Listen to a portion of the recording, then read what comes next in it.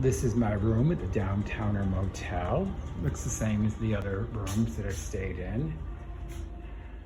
Got your bed, of course, light fixtures, TV, stand, little desk area and chair. Hello. Closet area. Here you've got your standards. Ironing board. I think that's the blow dryer in here if I remember correctly. Ironing board here. Do toiletries. Subscribe. Or give me a thumbs down or a thumbs up, it doesn't matter. Oops. And here's of course the bathroom.